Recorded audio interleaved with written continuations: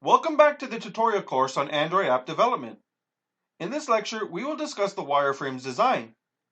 Before we proceed with the development of the application, we need to visualize and sketch the design.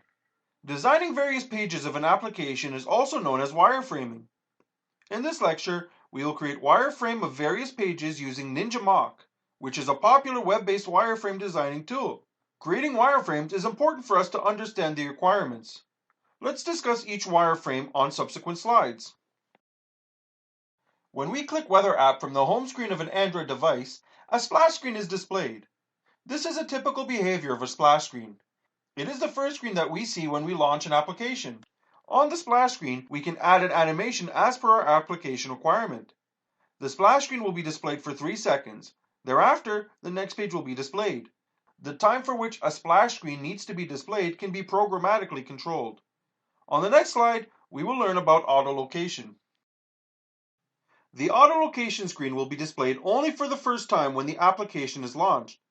On this screen, we will have an option to select the GPS location. Upon selecting yes, we will be redirected to the settings screen of the application where we will need to enable the GPS location services. Then, the application will display the next screen with the current location pre-populated.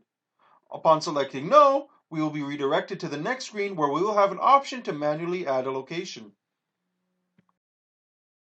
If we have selected no, we will navigate to a screen where we can manually add the location by entering the name in the text field.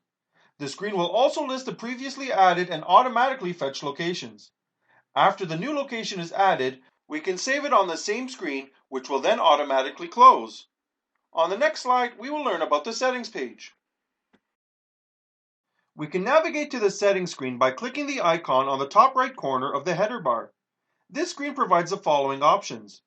Set the temperature unit between centigrade and Fahrenheit. Enable or disable the auto location functionality. View the About page. The About page displays the application workflow and the key features of the application.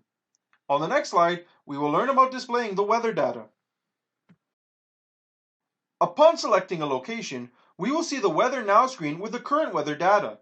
This screen will display the following: temperature, humidity, wind speed, and pressure. On the next slide, we will learn about displaying today's weather data. By swiping right to left on the previous Weather Now screen, we will navigate to the Weather Today screen. We can get today's weather details in a span of every 3 hours. On the next slide, we will learn about displaying the weather data for this week. By swiping right to left on the Weather Today screen, we will navigate to the Weather This Week screen. The application will show weather details for the next 5 days. This brings us to the end of our discussion on UI wireframe designs. We recommend you to use NinjaMock for wireframing. It's a simple web-based tool that can be handy for the beginners.